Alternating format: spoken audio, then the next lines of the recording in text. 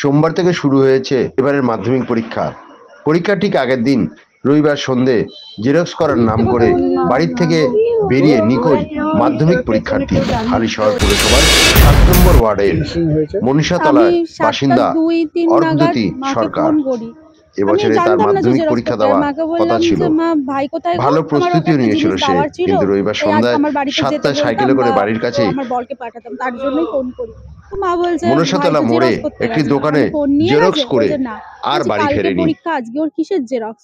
মা বললো যে ওর তো বাংলা বললো যে পুরো প্রিপারেশন রয়েছে, হয়তো অন্য কোনো সাবজেক্টের জেরক্স করতে গেছে এই বলে। যে তারপরে যখন আমার বর আসে, বাবার সাথে কথা টথা বলে, মানে ওই একটা খাবার দেওয়ার জন্য ওকে আর কি ফোন করতে যাচ্ছিলাম, তারপর ও আমার বর আসে, আমার বাবার সাথে কথা টথা বলে।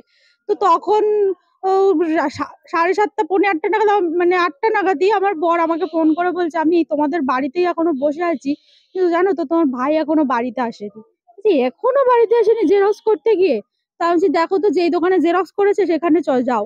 যে কাজ জেরক্স করে দোকানে গেছে, গিয়ে জিজ্ঞেস করেছে আমার বর, বলছে হ্যাঁ জেরক্স করে গেছে, 7টার সময় এসেছিল, 2টো কপি জেরক্স করেছে, মানে একটা খাতার 2টো পেজ জেরক্স করেছে, জেরক্স করে ও চলে গেছে। কোথায় যেতে পারে মনে করছেন আপনি? আমি তো সেটাই বুঝে পাচ্ছি না, জেরক্স করে তো ও বাড়ির দিকেই আসছিল, তাহলে আমাদের বাড়িতে না ঢুকে ও সোজা যেই রাস্তা ধরে ও পড়তে যায়, যেই রাস্তা ধরে স্কুল যায়, সেই রাস্তা ধরে ও কেন চলে গেল?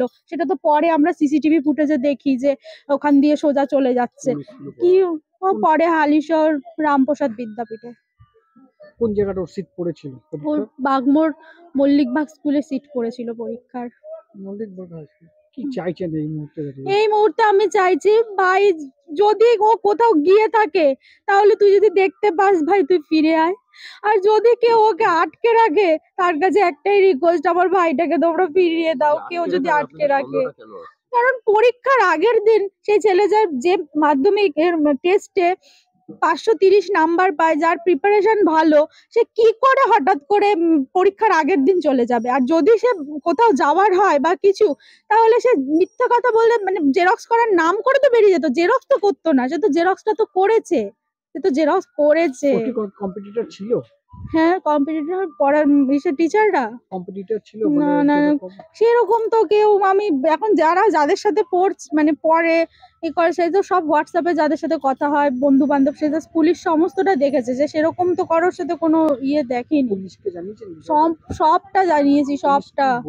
পুলিশ তো সেই পরিমাণে মানে প্রচন্ড সহযোগিতা করছে, তারা তো সমানে খুঁজে যাচ্ছে।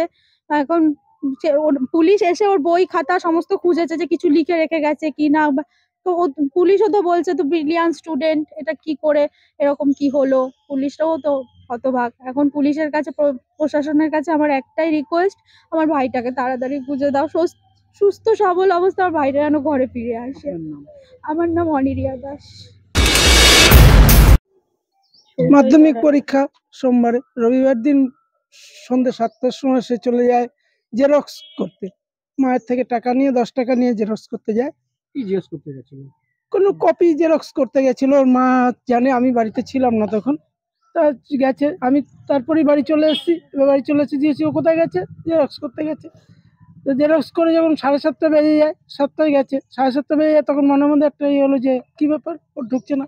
এই করে করে আমার জামাই ছিল, জামাই বলে ঠিক আছে আর আধ ঘন্টা দেখো, আসতে পারে, হয়তো কোনো জায়গায় আটকে আছে বা কোনো।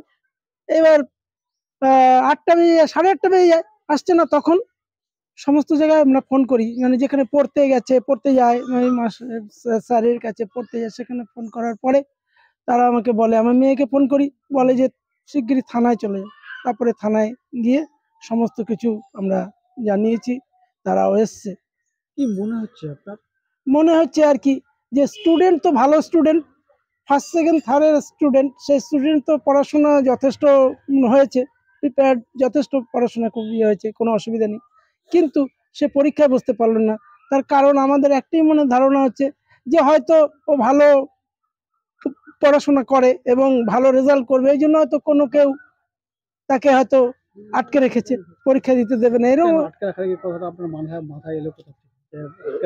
ওই যখন সে জেরক্স করে আর বাড়ির দিকে ঢুকলো না, এই রাস্তা দিয়ে ওইদিকে চলে গেল, হয়তো কেউ এই আমাদের এই পাশের রাস্তা দিয়ে মনসা মন্দির থেকে জেরক্স করে এসে এই রাস্তা দিয়ে এইখানে ঢুকবে কোথায়, ও ওইদিকে বেরিয়ে গেল, নিশ্চয়ই কারো কোনো কথায় বা কেউ, কে দেখেছে? সেটা কি জানলেন? সিসিটিভি ফুটেজে। ওর সঙ্গে কেউ ছিল না, ও একাই না, ছিল ওর তখন? সঙ্গে কেউ ছিল না এটা ঠিক, কিন্তু ও একাই আগে পরে বেরিয়ে গেছে। কিছুক্ষণ আগে কেউ গেছে আগে কিনা পরে আমরা কেউ কি হয়তো করে কোনো জানবো? আগে খুব ভালো গেছে, ছেলে, খুব ভালো ফোন ছেলে। করেছে কিনা, তারপরে হয়তো ওই যে জেরক্সটা করলো, ওই জেরক্সটা কি তাকে দিতে গেল, সে হয়তো বলতে পারে যে আমাকে জেরক্সটা দিয়ে নিয়ে তুই আয় জেরক্সটা, এরকম তো হতে পারে, এইটাই ধারণা, অনেক কিছু মনে ধারণা আসছে। কি চাইছেন আপনারা?